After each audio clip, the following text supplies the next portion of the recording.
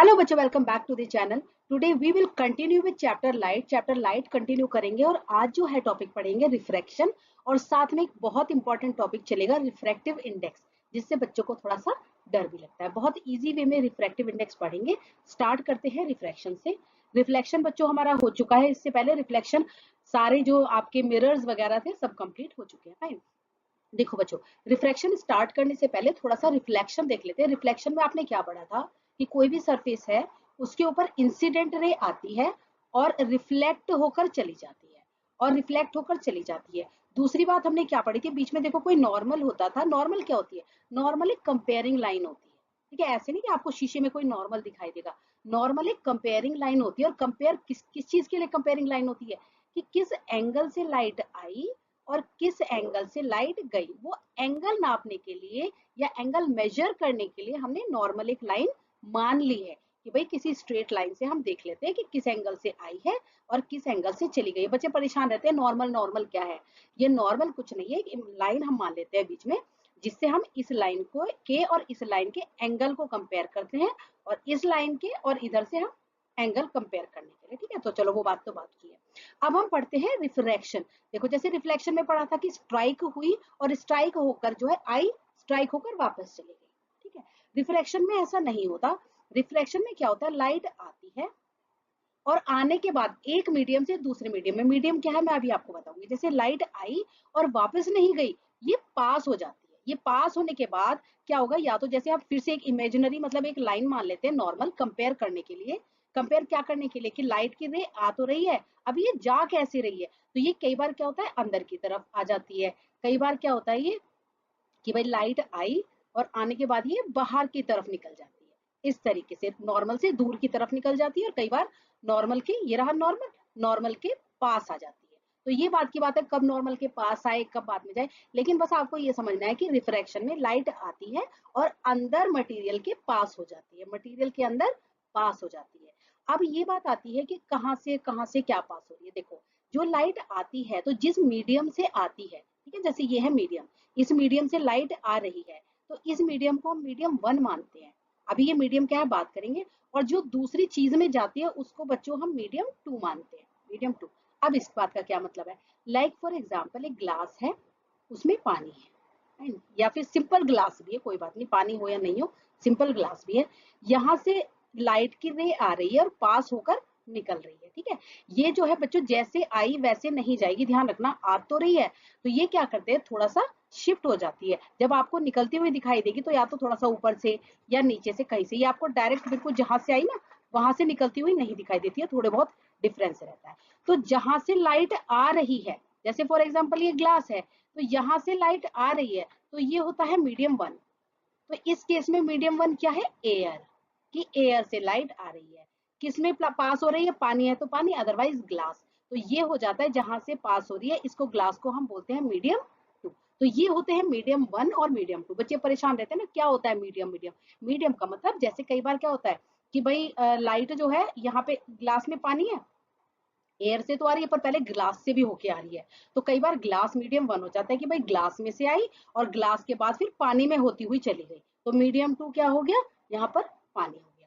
ये बात ध्यान रखना, मतलब एक जगह से दूसरी जगह जा रही है तो पहले वाली चीज को बोलते हैं मीडियम 1 और जिसमें घुसकर निकल रही है उसको बोलते हैं मीडियम 2। ठीक है, अब रिफ्रैक्शन क्या है, refraction of light refers to, refraction किसको कहा जाता है, रेफर्स टू का मतलब है रिफ्रैक्शन कहा जाता है बेंडिंग ऑफ लाइट को व्हेन इट ट्रेवल्स या as it travels from one transparent medium to another. जब वो किसी एक ट्रांसपेरेंट मीडियम से दूसरे ट्रांसपेरेंट मीडियम में जाती है तो उस प्रोसेस को हम बोलते हैं इस लाइट का रिफ्रैक्शन हो रहा है। लाइट बेंड हो रही है मतलब लाइट का रिफ्रैक्शन हो रहा है। फाइन।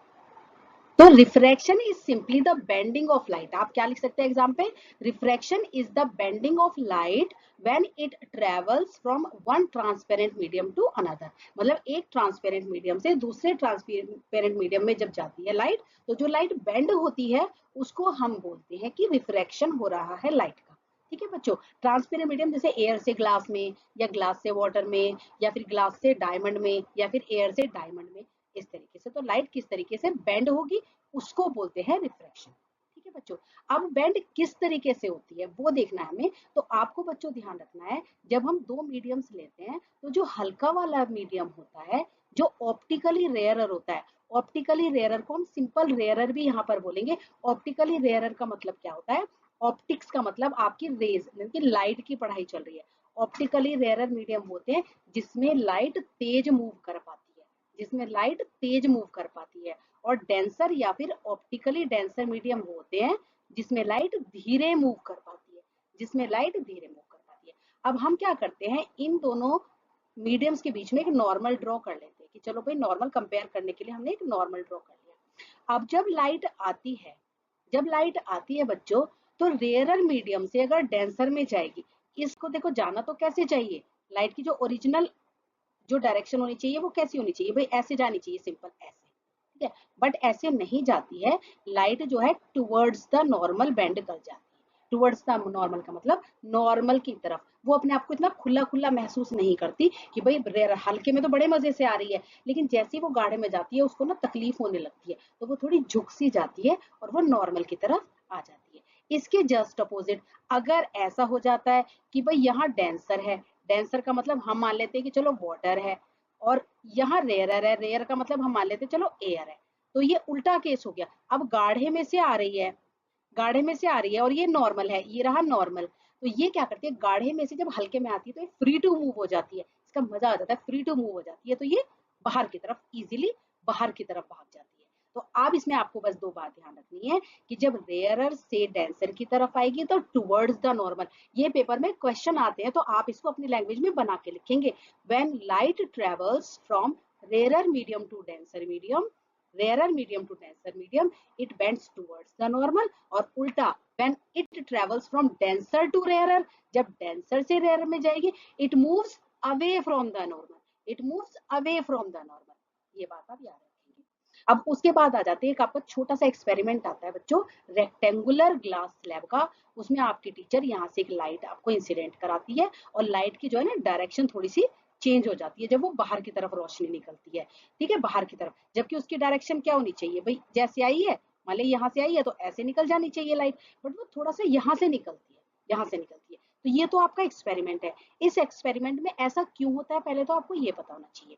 देखो बच्चों, ये रेयरर मीडियम है और ये डेंसर है, तो यहाँ तो देखो ये जानी तो लाइट कैसी चाहिए, ऐसे चाहिए ना, ये दे रखा है डायरेक्शन, ऐसे लाइट जानी चाहिए, बट क्योंकि ये रेयरर से डेंसर में आ रही है तो टुवर्ड्स द नॉर्मल झुक गई। देखो ये नॉर्मल की तरफ, ये आ गया ना, ये रहा नॉर्मल, ये यहाँ पर ना आकर टुवर्ड्स द नॉर्मल मतलब हल्की सी ऐसे शिफ्ट हो गई। अब ये डेंसर से, यहाँ पर डेंसर ही है, अब डेंसर से ये बाहर रेयरर की तरफ फिर से निकल के जा रही है, तो इसको निकलना कैसे चाहिए, मतलब निकलना तो देखो यहाँ से आ रही है, यहाँ से आ रही है, तो ऐसे सीधा निकलना चाहिए ऐसे, बट नहीं, ये अवे फ्रॉम द नॉर्मल यानी कि थोड़ी सी दूर, क्योंकि अब फ्री टू मूव हो गई है, गाढ़े में से डेंसर में से हल्के में आ रही है, तो ये away from the normal move कर जाती है। थोड़ी सी तो आपको ये बात पता होनी चाहिए, ठीक है बच्चों। तो ये आपको पता चल गया, तो पहले तो रेयरर से डेंसर में आती है तो टुवर्ड्स द नॉर्मल जाएगी, फिर डेंसर से, क्योंकि अभी चले जा रही है, चले जा रही है, शीशे में ही चले जा रही है, फिर डेंसर से शीशे से बाहर निकली तो रेयरर में आई, तो अवे फ्रॉम द नॉर्मल चली गई, इसलिए इसके थोड़े से डायरेक्शन में शिफ्ट हो जाता है, थोड़े से डायरेक्शन में चेंजेस हो जाते हैं, ठीक है बच्चों। दूसरी बात आपको जो इंपॉर्टेंट, आपको एक्सपेरिमेंट नहीं पूछेंगे एग्जाम में, एक्सपेरिमेंट बिल्कुल नहीं पूछेंगे, बस पूछ सकते हैं कि थोड़ा सा क्या है, किस तरीके का डायरेक्शन हुआ, तो आप वही बताओगे कि पहले रेयर से डेंसर में गई तो टुवर्ड्स द नॉर्मल गई, फिर डेंसर से गाढ़े से रेयर की तरफ आई तो अवे फ्रॉम द नॉर्मल गई। इतना एक्सप्लेन करने के लिए वैसे आएगा नहीं, जो इंपॉर्टेंट क्वेश्चन एग्जाम में आएगा वो आएगा what is lateral shift, what is lateral shift. तो देखो जो ओरिजिनल डायरेक्शन होता है लाइट का, ओरिजिनल मतलब जैसे आनी चाहिए थी, शुरू से लेकर आखिर तक, स्टार्टिंग से लेकर एंड तक ऐसे आनी चाहिए थी, लेकिन जिस डायरेक्शन में वो आई उन दोनों के बीच का जो ये परपेंडिकुलर डिस्टेंस है, मतलब सीधा डिस्टेंस है, the perpendicular distance between the direction of incident ray या between the direction of original ray भी आप बोल सकते हैं, and the emergent ray, emergent ray मतलब जो रे निकली, इस डिस्टेंस को हम बोलते हैं लेटरल शिफ्ट। कौन से डिस्टेंस को बोलते हैं, ये जो ओरिजिनल इंसिडेंट रे थी और ये जो इमरजेंट रे, इमरजेंट होती है जो बाहर निकली, इमरजेंट रे होती है जो बाहर निकली, उन दोनों के बीच का जो डिस्टेंस है वो लेटरल शिफ्ट कहलाता है। ये आपको याद करनी है, डेफिनेशन लर्न करनी है हर हाल में, फाइन। अब चलते हैं जी आगे। लॉज ऑफ रिफ्लेक्शन आपको याद कर लेने हैं। फर्स्ट लॉ बिल्कुल रिफ्लेक्शन की तरह है। Incident ray normal to the interface, normal to the interface of two media का मतलब क्या है, चलो पहले पूरी पढ़ लेते हैं फिर देखते हैं। The incident ray, the normal to the interface of two media and the refracted ray lie in the same plane. इस पोर्शन को आप नहीं भी लिखेंगे तो भी चल जाएगा, लेकिन इसका मतलब मैं बता देती हूँ। ये कह रहे हैं जो नॉर्मल जो है वो टू मीडिया के जो पॉइंट है, ज्वाइनिंग पॉइंट, उसको इंटरफेस बोलते हैं, उसको इंटरफेस कह रहे हैं। Incident ray normal at the interface of two media जहां ज्वाइन कर रहे हैं वहां पर जो नॉर्मल पड़ी हुई है, and the refracted ray all lie in the same plane. Plane मतलब क्या होते हैं बच्चों, ये मैं रिफ्लेक्शन वाले टॉपिक में पूरा बहुत अच्छी तरीके से समझा चुकी हूँ कि प्लेन्स क्या होते हैं। अभी आप ध्यान रखेंगे, बड़ी क्लासेस में आएंगे आपके x plane, y plane, z plane, ठीक है। तो ये तीनों जो है सेम प्लेन में रहते हैं। सेम प्लेन मतलब एक ही पेपर पे ड्रॉ किए जा सकते हैं। ऐसा नहीं है कि एक पेपर पे ड्रॉ कर दिया, दूसरा कर दिया और एक पेपर से बाहर निकल रहा है, 3D पिक्चर्स की तरह। इसको ज्यादा डीपली नहीं सोचना है, ये पहले समझा चुकी हूँ, उसको आप देख लेना। अदरवाइज आपको ये लॉ एज इट इज याद रखना है। दूसरा जो लॉ है, वेरी इंपॉर्टेंट लॉ है आपका। इस लॉ का नाम भी रखा गया है स्नेल्स लॉ। स्नेल्स लॉ इसका नाम है। इस लॉ का जो आपको याद रखना है, स्टेट्स दैट, बिल्कुल याद रख लेना है, states that ratio of sine of incident angle to the sine of refracted angle.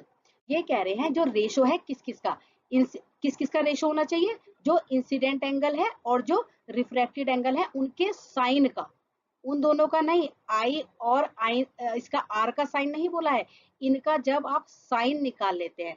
Sign क्या होता है, साइन जो आप ट्रिग्नोमेट्री में पढ़ेंगे, जैसे मान लिया यहाँ एंगल ऑफ इंसिडेंस हो गया, आप लेट कर लीजिए 45, एंगल ऑफ रिफ्रैक्शन हो गया 30। तो इनकी जब आप साइन थीटा की वैल्यू निकाल लेंगे, यानी कि इनकी आप कौन सी वैल्यू निकालेंगे, मान लीजिए जैसे रिफ्रैक्शन हो रहा है बच्चों, रिफ्रैक्शन हो रहा है, हम रफली ले लेते हैं 45, और रिफ्रैक्शन हो रहा है, मैं रफ ले लेती हूँ 30, यहाँ पर रफ ले लेती हूँ 30, इसको भूल जाओ। तो जब आप साइन 45 निकालेंगे और साइन 30 की वैल्यू निकालेंगे, इन दोनों का जो रेशो लेंगे वो एक कांस्टेंट आएगा, वो एक कांस्टेंट आएगा। ये होता है second law of refraction. Second law of refraction states that ratio of sine of angle of incidence, sine of angle of refraction is always constant, is always constant. अब वैसे तो आपको सिर्फ इतना ही याद करने की जरूरत है, इसमें कुछ समझने की जरूरत नहीं है, लेकिन कुछ बच्चों को लगता है कि मैम ये कांस्टेंट क्या है, थोड़ा सा तो समझाओ। तो उसके लिए जैसे मतलब मैक्सिमम वीडियोस में नहीं समझाया जाता, बस आपको लॉ बता दिया जाता है और आपको याद करना है। लेकिन थोड़ा सा अगर आपको एक्स्ट्रा नॉलेज चाहिए तो इसका मतलब ये है, मान लिया आपने दो मीडियम लिए, एयर से वाटर में जा रही है लाइट, एयर से वाटर में, एक मीडियम है एयर, एक है वाटर।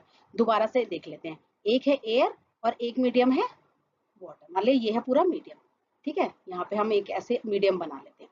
तो लाइट जो आई, मान लिया किसी भी एंगल से आई, हम मान लेते हैं, चलो हम इसको तो मान लेते हैं नॉर्मल, और हम कह देते हैं कि चलो लाइट किसी भी एंगल से आई, ठीक है। इसको थोड़ा सा और फ्रेश बना लेते हैं, एक मिनट रुकिए।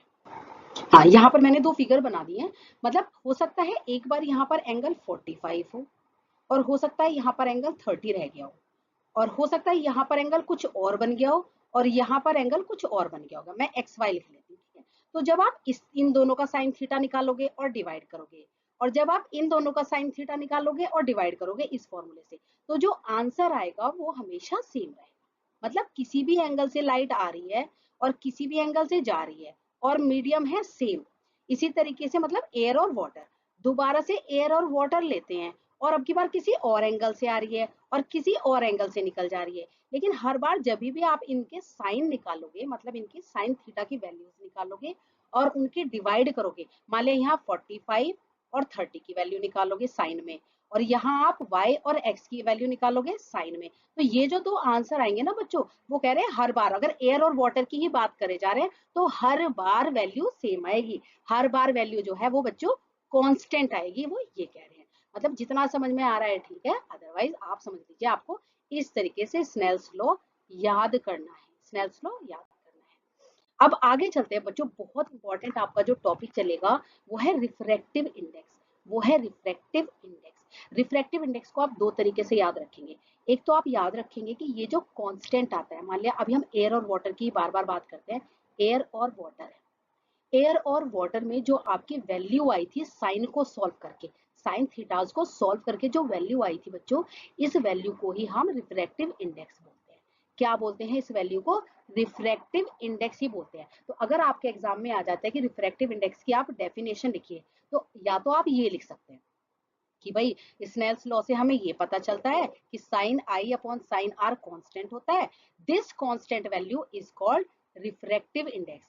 This constant value of is called refractive index of second medium with respect to 1। इसका मतलब क्या है? ये जो वैल्यू आई है, ये रिफ्रैक्टिव इंडेक्स किसका होगा?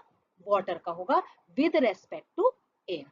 With respect to air. अभी ये जो विद रेस्पेक्ट टू है, ये बहुत इंपॉर्टेंट वर्ड है। ये अभी आगे नेक्स्ट वाली स्लाइड में आपको मैं मतलब पूरी तरीके से एक्सप्लेन करूंगी। अभी आपको ये याद रखना है कि जितने भी ये रिफ्रैक्टिव इंडेक्स दिए हुए हैं, एक तो ये विद रेस्पेक्ट टू एयर दिए हुए हैं। विद रेस्पेक्ट टू एयर का मतलब क्या है कि लाइट जो है हर बार एयर से आई है, और कभी तो आइस में गई है तो ये वैल्यू आई है, ठीक है, ये वाली।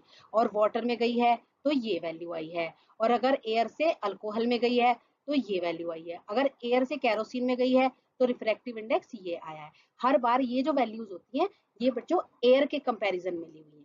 एयर के कंपैरिजन में ली हुई है। तो जब भी हम एयर के कंपैरिजन में रिफ्रैक्टिव इंडेक्स निकालते हैं, तो हम इतना लंबा नहीं बोलते कि refractive index of water with respect to air. आप डायरेक्ट बोल सकते हो refractive index of water, refractive index of alcohol, refractive index of kerosene. लेकिन हर बार इसका मतलब क्या होता है? अगर आपने बोला रिफ्रैक्टिव इंडेक्स ऑफ कैरोसिन, अगर आपने बोला, तो इसका मतलब यही होता है कि एयर से लाइट आ रही है और कैरोसिन में जा रही है। जो भी वैल्यू आई वो कैरोसिन का रिफ्रैक्टिव इंडेक्स है। बस यहाँ पर आपको ये बात ध्यान रखनी है। और रिफ्रैक्टिव इंडेक्स की आप दूसरी एक डेफिनेशन ये वाली भी लर्न कर सकते हैं, जो बहुत सिंपल है। A refractive index is a number. Refractive index एक ऐसा नंबर है दैट एक्सप्लेन्स, जो ये एक्सप्लेन करता है हाउ फास्ट और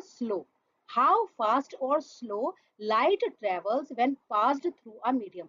जब लाइट एक मीडियम से दूसरे मीडियम में जाती है तो वो कितनी फास्ट या कितनी स्लो होगी, इसको हम रिफ्रैक्टिव इंडेक्स, इस नंबर को हम क्या बोलते हैं? Refractive index. ठीक है, थोड़ा सा और इस बात को समझ लेते हैं। जैसे कि अगर आपके पास रिफ्रैक्टिव इंडेक्स, अगर हम किसी का एक का भी ले लेते हैं, अगर हम रिफ्रैक्टिव इंडेक्स यहाँ पर ले लेते हैं बच्चों, चलो डायमंड का ले लेते हैं। Refractive index of diamond, diamond का अगर हमने रिफ्रैक्टिव इंडेक्स लिया, वो आपको दिया हुआ है 2.42। इस बात के दो मतलब है, इस बात के दो मतलब है। एक मतलब तो है कि लाइट जो है, वो लाइट जो है एयर से किस में मूव कर रही है? डायमंड में। ठीक है, हर बार एयर की बात होगी। किस, ठीक है, लाइट जो है किस में मूव कर रही है? एयर से बात की, क्योंकि सिर्फ डायमंड वर्ड बोला है। तो सिर्फ अगर डायमंड वर्ड बोले तो एयर, वो जो लाइट है आपकी, वो एयर से कहाँ जा रही है? वो एयर से जा रही है डायमंड में। पहली बात तो लाइट के बारे में ये पता चलता है। दूसरी बात, इस पर्टिकुलर नंबर का क्या मतलब है? इस नंबर का मतलब है कि जब एयर से डायमंड में लाइट गई, जब एयर से डायमंड में लाइट गई, तो वो इतने गुना स्लो हो गई, तो वो इतने गुना स्लो हो गई। स्लो क्यों होगी? एयर तो हल्का मीडियम है, डायमंड गाढ़ा मीडियम है। तो जितना ज्यादा गाढ़ा मीडियम होता रहेगा, जितना ज्यादा ऑप्टिकली डेंसर, जितना ज्यादा ऑप्टिकली डेंसर यानी कि जितना ज्यादा गाढ़ा मीडियम होता रहेगा, उतनी ही धीरे लाइट की स्पीड हो जाएगी, उतनी ही धीरे लाइट की स्पीड हो जाएगी। और या इसका दूसरा मतलब हम कह सकते हैं कि एयर में जो लाइट की स्पीड है, वो डायमंड से इतनी टाइम्स ज्यादा है, क्योंकि स्पीड तो एयर में ही ज्यादा होगी। डायमंड में तो लाइट की स्पीड ज्यादा हो नहीं सकती, डायमंड में तो होगी नहीं, है ना। एयर हल्का मीडियम है, तो कितनी ज्यादा है? अगर आपके पास डायमंड का रिफ्रैक्टिव इंडेक्स 2.42 है, तो एयर जो है, एयर में जो लाइट है, इससे इतने टाइम्स तेज ट्रेवल कर रही है। बहुत इंपॉर्टेंट क्वेश्चन है, पेपर में आ जाता है।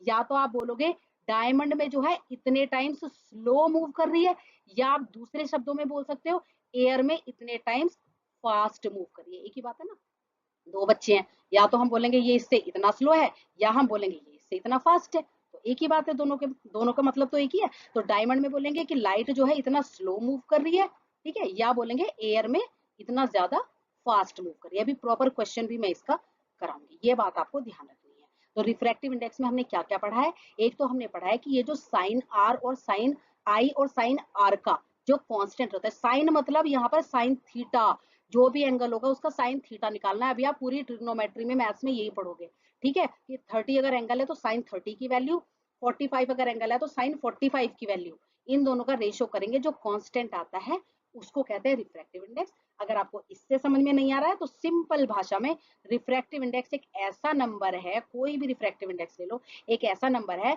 जो ये एक्सप्लेन करता है हाउ फास्ट या slow light travels when it pass from one medium to another या थ्रू अ मटेरियल। ठीक है भाई, ये बात आपको रिफ्रैक्टिव इंडेक्स की याद रखनी है। अब रिफ्रैक्टिव इंडेक्स के बारे में क्या बच्चों, हम कैसे रिफ्रैक्टिव इंडेक्स रिप्रेजेंट करते हैं, मतलब जब न्यूमेरिकल्स आएंगे तो हम कैसे समझेंगे कि हमें क्या दे रखा है। तो देखो, जब भी रिफ्रैक्टिव इंडेक्स की बात होती है तो पहले तो आपको देखिए कि रिफ्रैक्टिव इंडेक्स का साइन क्या होता है। रिफ्रैक्टिव इंडेक्स के बच्चों दो साइन होते हैं, एक तो म्यू या फिर एन भी बना देते हैं। रिफ्रैक्टिव इंडेक्स के दो साइन होते हैं, ये भी रिफ्रैक्टिव इंडेक्स होता है और ये भी रिफ्रैक्टिव इंडेक्स होता है। अब देखो रिफ्रैक्टिव इंडेक्स को बच्चों, जब लाइट एक मीडियम से दूसरे मीडियम में पास होती है तो आप क्या लिखेंगे, light travels one medium to another, from one medium to another. तो जब आप रिफ्रैक्टिव इंडेक्स को रिप्रेजेंट करते हैं, रिफ्रैक्टिव इंडेक्स को जब आप रिप्रेजेंट लिखते करते हैं, मान लिया लाइट जो है ग्लास से पानी में जा रही है, ऐसे एक एग्जांपल ले लो। मान लिया लाइट जो है ग्लास से पानी में जा रही है, तो आप लिखोगे refractive index of water with respect to glass. Refractive index of water with respect to glass, water पहले विद रेस्पेक्ट टू ग्लास। या आप दूसरे तरीके से लिख सकते हैं refractive index of water with respect to glass, ऐसे भी लिख सकते हैं refractive index of water with respect to glass. और ये फाइंड कैसे होता है, ये वैल्यू हमारे पास आती कैसे है, ये आती है speed of light in glass upon speed of light in water. Speed of light in water मतलब ऊपर वाला मीडियम जिसमें से लाइट जा रही है, जिसमें से लाइट जा रही है, ठीक है, उसकी स्पीड ऊपर लिखेंगे, जिसके अंदर जा रही है उसकी स्पीड हम नीचे रखेंगे। अगर आपको ये बात समझ में आ गई तो आपको पूरे न्यूमेरिकल्स आ गए। ठीक है, सेम जैसे speed of water with respect to glass है, तो इसमें आप क्या करेंगे, स्पीड मतलब सेम ही बात है, स्पीड किस में जा रही है लाइट, देखो आप किस में से, ग्लास से वाटर में जा रही है, ग्लास से वाटर में जा रही है ना, ग्लास से वाटर में जा रही है ना, तो स्पीड जिसमें जा रही है उसमें नीचे, और स्पीड ऑफ ग्लास मतलब स्पीड ऑफ लाइट, लाइट है यहाँ पे, speed of light in water and speed of light in glass. अगर ये आपको मतलब सेम ही बात है, सिर्फ मैंने दो तरीके से लिखनी सिखाई है। ये बात आपको अगर आपको समझ में आ गई तो आप पूरे न्यूमेरिकल्स कर पाएंगे। एक और एग्जांपल ले लेते हैं बच्चों, एक और एग्जांपल ले लेते हैं। मान लिया एक जो है यहाँ पर केरोसिन है, केरोसिन, और केरोसिन से जा रही है वाटर में, केरोसिन से जा रही है वाटर में, तो हम कैसे लिखेंगे रिफ्रैक्टिव इंडेक्स, हम लिखेंगे refractive index of water, refractive index of water with respect to kerosene. With respect to में ऊपर वाला वर्ड आता है कि water with respect to kerosene, मतलब यहाँ थोड़ा सा अलग लिखा जाता है और यहाँ थोड़ी सी चीज अलग लिखी जाती है। ठीक है, तो हम यहाँ पर लिखते हैं refractive index of water with respect to kerosene, kerosene की तुलना में।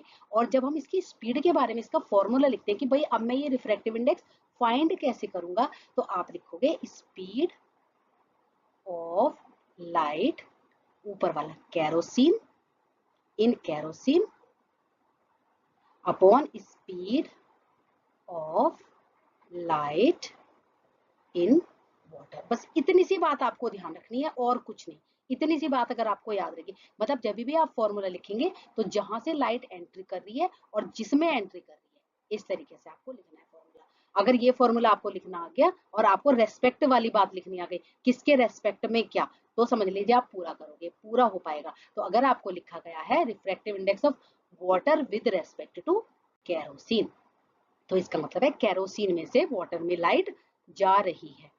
इतनी बात समझ में आ गई। अब बच्चों एक बहुत इंपॉर्टेंट वर्ड आ जाता है, एब्सोल्यूट रिफ्रैक्टिव इंडेक्स।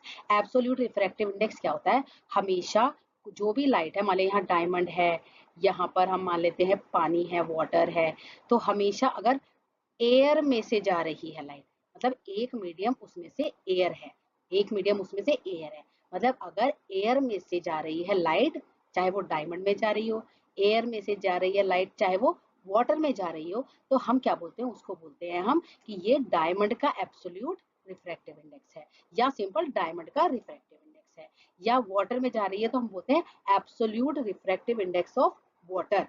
अगर कभी भी आपके पास ऐसा शब्द आ जाए ना कि रिफ्रैक्टिव इंडेक्स ऑफ वाटर आ जाए, या आपको बोले absolute absolute refractive index of water, तो दोनों केस में जो बात हो रही है वो स्पीड ऑफ लाइट, वी से मार्क कर देते हैं, speed of light in air upon speed of light in water की बात हो रही है, speed of light in water. इसी तरीके से डायमंड में अगर रिफ्रैक्टिव इंडेक्स बोल दें diamond with respect to air, मतलब diamond with respect to air, या simple refractive index of diamond बोले तो speed of light in air की बात हो रही है upon speed of light in diamond की बात हो रही है, मतलब हर बार ऊपर एयर ही आएगा।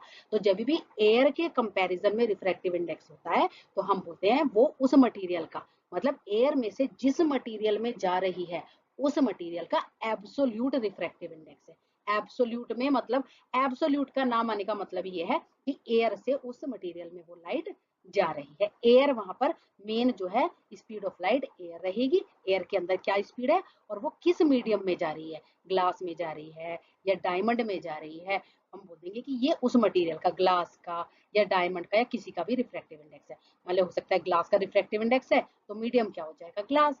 अब वो बोलेंगे अगर रिफ्रैक्टिव इंडेक्स वाटर का है, ये लाइन कैसे आ गई इसमें, चलो अगर वो कहेंगे कि रिफ्रैक्टिव इंडेक्स वाटर का है तो मतलब मीडियम यहाँ पर क्या हो जाएगा, वाटर, ऊपर हमेशा एयर रहेगा।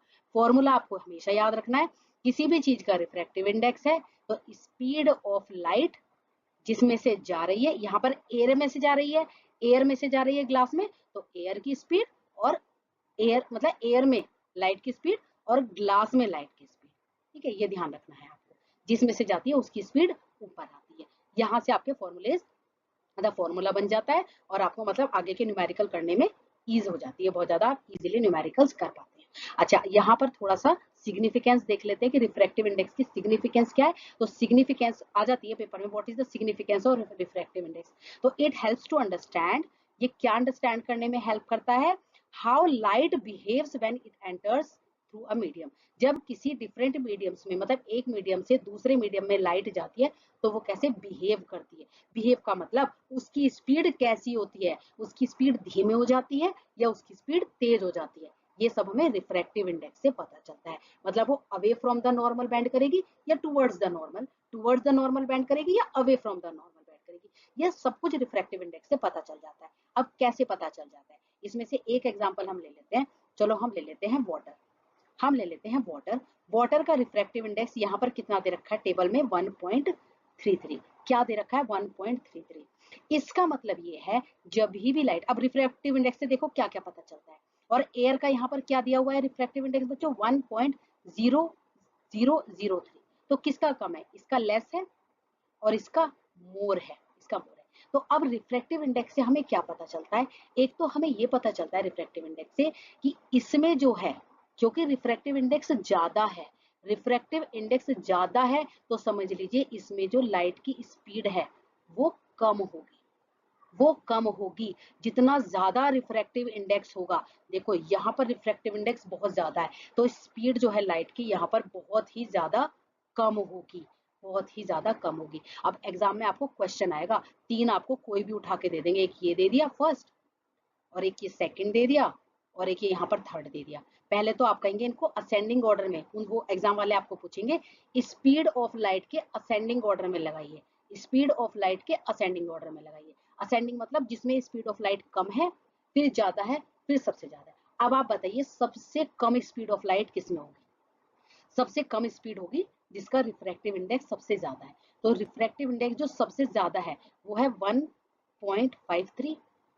यहाँ पर जो दूसरा रिफ्रैक्टिव इंडेक्स है वो है 1.50, और जो तीसरा रिफ्रैक्टिव इंडेक्स है वो है बच्चों 1.46। मतलब मैं ये असेंडिंग डिसेंडिंग में लगा चुकी हूँ, इन्हें मैंने डिसेंडिंग में लगाया। यहाँ रिफ्रैक्टिव इंडेक्स सबसे ज्यादा, यहाँ उससे कम रिफ्रैक्टिव इंडेक्स, यहाँ उससे कम रिफ्रैक्टिव इंडेक्स। तो स्पीड जो है यहाँ पर सबसे कम, जो स्पीड ऑफ लाइट की जो स्पीड होगी, लाइट की जो स्पीड होगी यहाँ पर लीस्ट होगी, सबसे कम स्पीड होगी।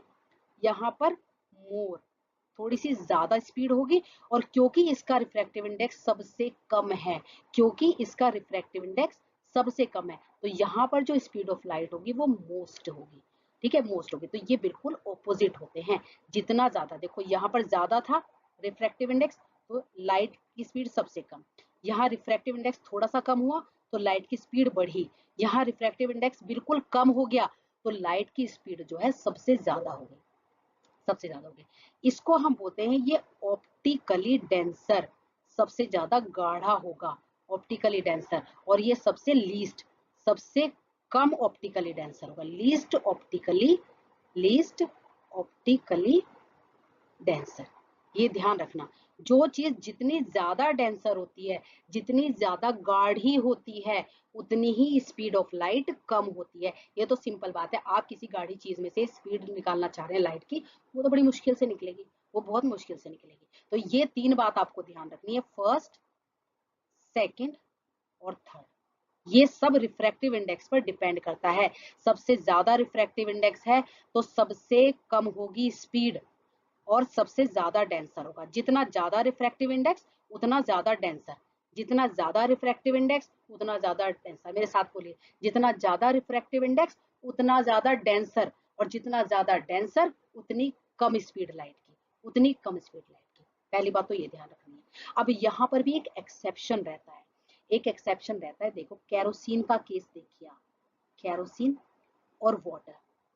देखने में कैरोसिन हल्का होता है, देखने में कैरोसिन हल्का होता है, यहाँ रखना, क्योंकि कैरोसिन पानी के ऊपर फ्लोट कर जाता है, कैरोसिन पानी के ऊपर फ्लोट कर जाता है, तो हल्का कौन सा हुआ, कैरोसिन। लेकिन कैरोसिन का तो रिफ्रैक्टिव इंडेक्स ज्यादा है। अभी मैंने बताया जिसका रिफ्रैक्टिव इंडेक्स ज्यादा वो ज्यादा गाढ़ा माना जाता है, उसमें स्पीड लाइट की कम होती है। तो कैरोसिन का स्पेशल केस है। स्पेशल केस क्यों है, हल्का सा बड़े बच्चों का टॉपिक है जो मैं, जिसमें मैं आपको भी एंगेज नहीं करूंगी। डेंसिटी और ऑप्टिकल डेंसिटी, डेंसिटी एक अलग चीज होती है, ऑप्टिकल डेंसिटी अलग चीज होती है। यहाँ पर कैरोसिन की डेंसिटी तो कम है, डेंसिटी तो कम है, डेंसिटी होती है किसी मास पर यूनिट वॉल्यूम। मास पर यूनिट वॉल्यूम का मतलब होता है, जैसे 2 आपने ग्लास ले लिए, यहाँ पर आपने कैरोसिन भर दिया और यहाँ पर आपने वाटर भर दिया। इसमें हल्का हम कैरोसिन को माना जाता है, वजन में या मास पर यूनिट वॉल्यूम में कैरोसिन को हल्का माना जाता है, पानी को गाढ़ा माना जाता है। लेकिन ऑप्टिकली डेंसर इससे थोड़ी सी अलग चीज होती है। ऑप्टिकली डेंसर रिलेटेड होता है बस लाइट से, कि लाइट कैसे बिहेव करेगी, लाइट कैसे। बहुत सारे यूट्यूब चैनल पे एक बात बताई गई है, जितना गाढ़ा लाइट उतनी धीरे, जितना गाढ़ा लाइट उतनी धीरे। लेकिन देखो इसमें तो ये कम गाढ़ा है, इसमें ये ज्यादा गाढ़ा है, ये ज्यादा गाढ़ा है, फिर भी लाइट इसमें धीरे चल रही है, फिर भी ठीक है। ये कम गाढ़ा है, ठीक है, ये ज्यादा गाढ़ा है, ये ज्यादा गाढ़ा है, ठीक है। वाटर क्योंकि देखो नीचे बैठ जाता है ना बच्चों, वाटर नीचे बैठ जाता है, तो वाटर तुम्हारे हिसाब से क्या हुआ, ज्यादा गाढ़ा हुआ, ज्यादा गाढ़ा हुआ। लेकिन फिर भी स्पीड तो देखो इसमें ज्यादा है लाइट की। क्यों है स्पीड इसमें ज्यादा लाइट की, सोच के बताओ, इसमें स्पीड क्यों है ज्यादा लाइट की, क्योंकि इसका रिफ्रैक्टिव इंडेक्स कम है, क्योंकि इसका रिफ्रैक्टिव इंडेक्स कम है। इसका रिफ्रैक्टिव इंडेक्स कम है तो इसमें लाइट जेट की स्पीड ज्यादा होगी, इसका रिफ्रैक्टिव इंडेक्स ज्यादा है तो इसमें जो है स्पीड जो है लाइट की वो कम होगी। तो हल्का सा यहाँ पर आपको क्या समझना है, इतना जो मैंने समझाया है, थोड़ा सा मिक्सअप भी बच्चों का हो जाता है कि madam density, optical density, density. तो ये क्या होता है, ये एग्जाम में आपका जो इन्फ्रेंस वाले क्वेश्चन आते हैं ना, ऑब्जर्वेशन वाले, इन्फ्रेंसेस वाले, उसमें ये बहुत इंपॉर्टेंट क्वेश्चन है कि क्या डेंसिटी और ऑप्टिकल डेंसिटी सेम होती है।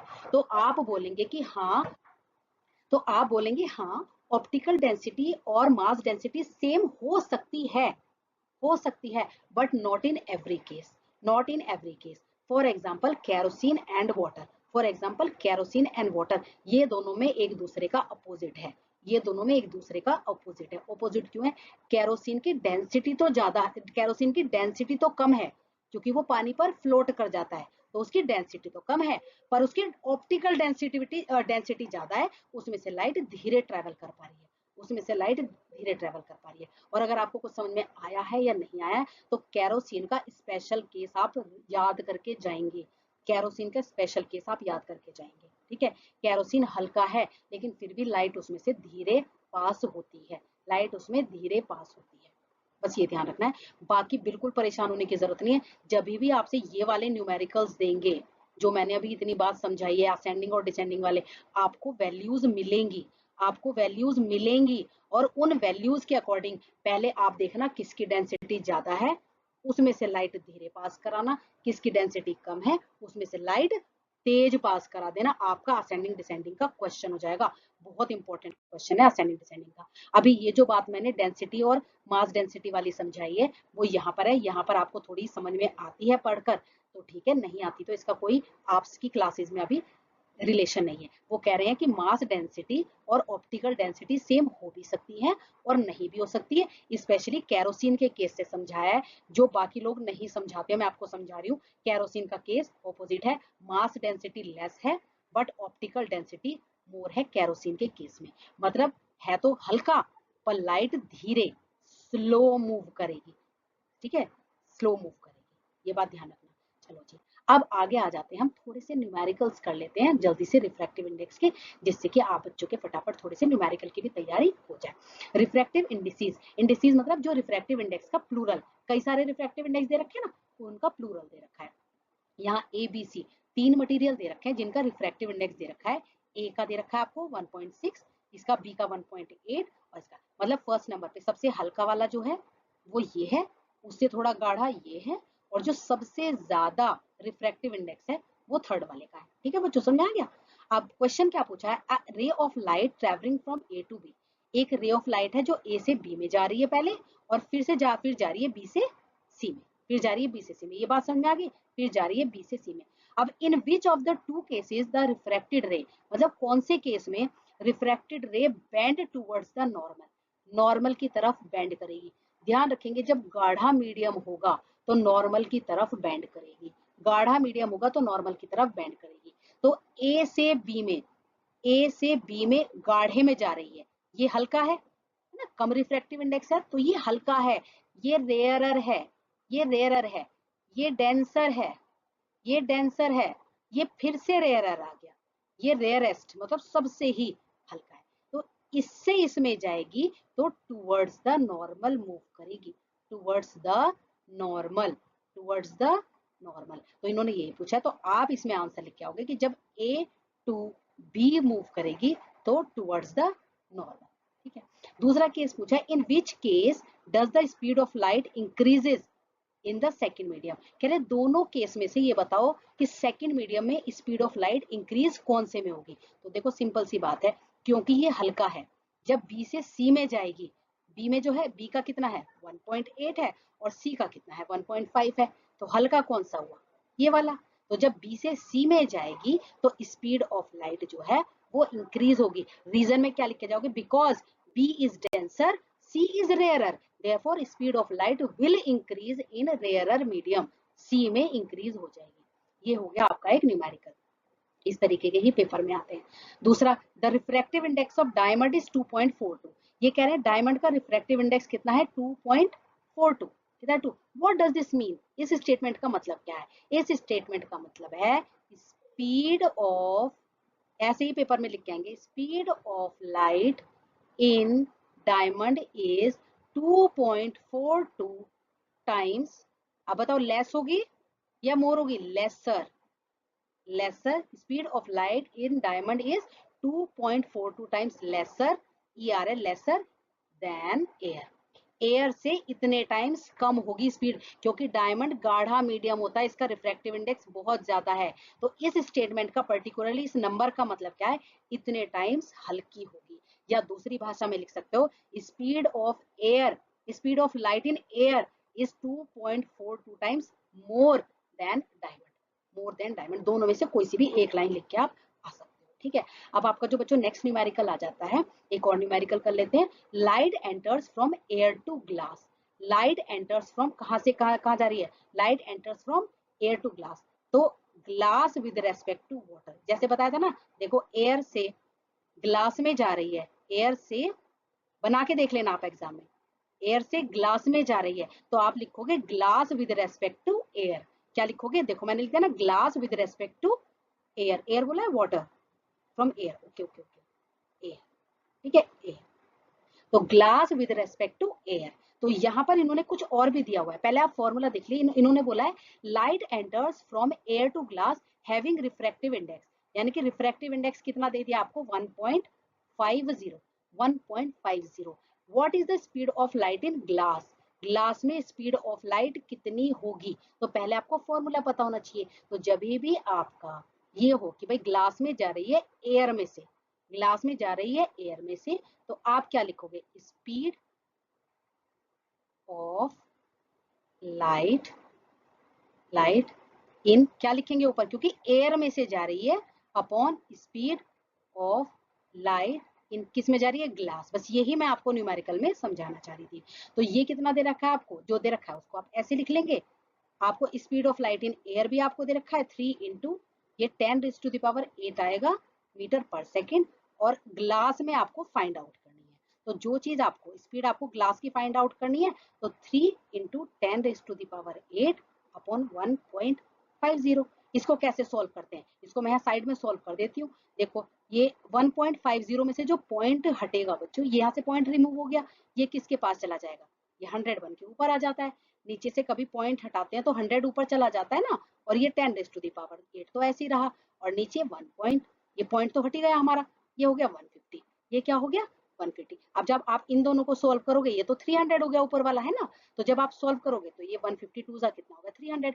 ये तो आप सोल्व कर लोगे ना, 3 की मल्टीप्लाई की 100 से तो 300, 150 से 300 को कट करेंगे तो 2 आ गया। तो आंसर जो आएगा आपका 2 इंटू 10⁸ मीटर पर सेकेंड। ये हो गई speed of light in glass, जो आपसे पूछा। इस न्यूमेरिकल को अभी वीडियो पॉज करके आप करके देखें, अभी आपको ये करना है राइट नाउ। फाइन, अब चलते हैं नेक्स्ट न्यूमेरिकल पे। The refractive index of water with respect to air is 4/3। तो रिफ्रैक्टिव गिवन क्या है? गिवन यहाँ पे refractive index of water with respect to air given है 4/3। आपसे पूछा है what is the refractive index of air with respect to water. उल्टा पूछा है, air with respect to water कितना होगा? इसका आप ऑपोजिट कर दीजिए, कुछ नहीं करके आना एग्जाम में, बस आपको ये एग्जाम में करके आना है। ठीक है बच्चों, ये आपको अच्छी तरीके से ध्यान रखना है। नेक्स्ट जो आपका न्यूमेरिकल होगा, the refractive index of glass with respect to air is 1.65। Refractive index of glass with respect to air is 1.65। दूसरी बात आपको क्या दे रखी है? And that of water with respect to air, refractive index of water with respect to air आपको दे रखा है 1.33। आपको क्या फाइंड करना है? Calculate the refractive index of water with respect to glass. हमें क्या फाइंड करना है? रिफ्रैक्टिव इंडेक्स ऑफ, यहाँ पे लिख लेते हैं, refractive index of water with respect to glass. ठीक है, एक बार फिर से इस न्यूमेरिकल को समझ लेते हैं। The refractive index of glass with respect to air, यानी कि ये glass with respect to air दे रखा है 1.65। Refractive index of water with respect to air, water with respect to air आपको दे रखा है 1.33, और आपसे ये पूछा है, ये पूछा है। इसको पूछने के लिए या इसको सॉल्व करने के लिए आप क्या करेंगे? जो आपको गिवन मटेरियल है उससे काम करेंगे। देखो refractive index of glass with respect to air में आप फॉर्मूला क्या लिखोगे? आप लिखोगे speed of light in air upon speed of light in glass. ठीक है, glass with respect to air बोला है ना, तो glass with respect to air का आप हमेशा कैसे याद रखोगे? Glass with respect to air का मतलब ग्लास यहाँ पर है और एयर यहाँ पर, glass with respect to air. तो ऊपर वाले की स्पीड ऊपर आ जाती है और नीचे वाले की स्पीड फॉर्मूले में नीचे आ जाती है। ये आपको दे रखा है 1.65। क्या आपको दे रखा है? 1.65। अब आप दूसरी बात में आ जाते हैं। इसी तरीके से यहाँ पर जो आपका हो जाएगा, ये VA upon BW speed in water is equal to क्या आ जाएगा? 1.33। ठीक है बच्चों, ये आपको ध्यान रखना है। और तीसरी बात आपको क्या ध्यान रखनी है? तीसरी बात आपको ध्यान रखनी है, थर्ड वन, जैसे यहाँ पर है, यहाँ पर reflective index of water with respect to glass है, तो इसको मैं क्वेश्चन मार्क को इरेज कर लेती हूँ। ये जो हमें निकालना होगा, ये हमें कैसे निकालना होगा? Speed in glass upon speed in water, speed in glass upon speed in water. Light की स्पीड की बात हो रही है। अब आप क्वेश्चन यहाँ पर आ जाता है कि मैम हम ये दोनों चीज कहाँ से लेके आए, क्योंकि हमें तो फाइंड आउट ये करना है। हमने जो जो भी दिया है सिर्फ उसके बारे में लिखा है, अभी हमने कुछ सॉल्व नहीं किया। हमें ये दिया हुआ है, तो इसमें आप ध्यान रखिए, ऊपर नीचे, ऊपर एयर नीचे ग्लास, यहाँ पर भी ऊपर एयर नीचे वाटर, और यहाँ पर ऊपर ग्लास नीचे वाटर, क्योंकि यहाँ पर water with respect to glass बोला है, water with respect to glass बोला है, इसलिए स्पीड ग्लास के ऊपर। ये बात आपको याद रखना है, water with respect to glass बोला है तो वाटर नीचे और ग्लास ऊपर।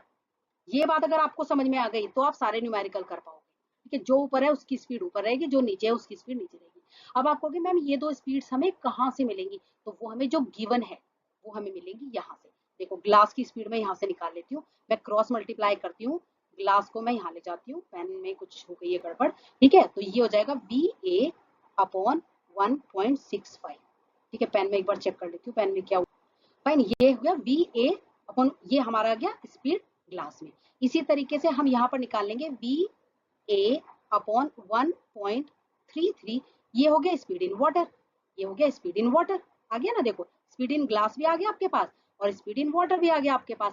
अब क्या करोगे, आप यहाँ दोनों वैल्यूज को पुट कर दोगे, अब यहाँ दोनों वैल्यूज को पुट कर दोगे, मैं पुट कर, चलो मैं ऊपर यहाँ पर पुट कर देती हूँ, ठीक है, यहाँ पर पुट हम जब करेंगे तो ये आ जाएगा VA अपॉन 1.65, ये आ गया ना, और यहाँ पर अपॉन में आ गया VA अपॉन 1.33, यही तो आ गया ना। देखो ये क्या आ गया ऊपर, स्पीड ग्लास की और ये स्पीड वाटर की, सिर्फ हमने वैल्यू ही तो पुट करी है, अभी कुछ और तो नहीं चेंज किया। अब VA से VA कैंसिल हो जाता है, ठीक है, VA से VA कैंसिल हो जाता है और 1.33 चला जाता है ऊपर और 1.65 आ जाता है नीचे, 1.65 आ जाता है नीचे। ये आ गया आपको समझ में, एक बार फिर करके देख लो। यहाँ जो गिवन है, जो गिवन है पहले उसको वेलोसिटीज के टर्म में लिखा कि refractive index of glass with respect to air में, एयर की स्पीड ऊपर ग्लास के नीचे जो आपने दे रखी है, इसी तरीके से water with respect to air में, ठीक है, एयर की स्पीड ऊपर और इधर वाटर के नीचे। यहां से हमें वाटर की और ग्लास की निकालनी पड़ी, ग्लास की निकालनी पड़ी क्रॉस मल्टीप्लाई करके, और यहाँ से वाटर की निकालनी पड़ी, इसको ऊपर लेके चले गए, इसको नीचे ले आए। क्यों ये दोनों निकालनी पड़ी, क्योंकि ये हमें यहाँ पुट करनी है, क्योंकि हमसे ये पूछा गया है कि water with respect to glass निकाल के दिखाओ। ऐसे न्यूमेरिकल्स को ऐसे ही करना है, इस न्यूमेरिकल को कम से कम आप 2 टाइम्स करके देखेंगे, एग्जाम के लिए बहुत इंपॉर्टेंट है, बहुत ज्यादा इंपॉर्टेंट न्यूमेरिकल है।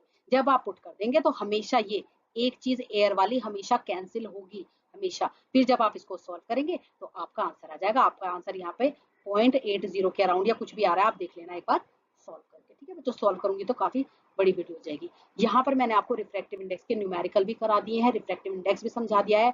एक बारी में रिफ्रैक्टिव इंडेक्स नहीं आता है, सबको समझ में आ गया तो आप बहुत बहुत बढ़िया बात है आपके लिए, नहीं तो वीडियो को आप दोबारा जरूर देखें एक बार, ठीक है, तभी आपको रिफ्रैक्टिव इंडेक्स क्लियर होगा। रिफ्रैक्टिव इंडेक्स बहुत ज्यादा इंपॉर्टेंट टॉपिक है लाइफ चैप्टर का, हर साल क्वेश्चन आते ही आते हैं, ठीक है बच्चों। तो आप बस प्रैक्टिस करते रहिए न्यूमेरिकल्स की, और न्यूमेरिकल्स भी मैं अभी आगे लेके आने वाली हूँ, रिफ्रैक्टिव इंडेक्स के मिरर फॉर्मूला और लेंस फॉर्मूले के एक साथ बहुत सारे न्यूमेरिकल आने वाले हैं। Thank you so much for watching, keep watching, subscribe to my channel और शेयर करिए, इतने इजी वे में मैंने समझाने की कोशिश की है रिफ्रैक्टिव इंडेक्स को, शेयर करिए आप अपने फ्रेंड्स को, जिससे कि मैक्सिमम बच्चों की हेल्प हो सके। Thank you so much for watching.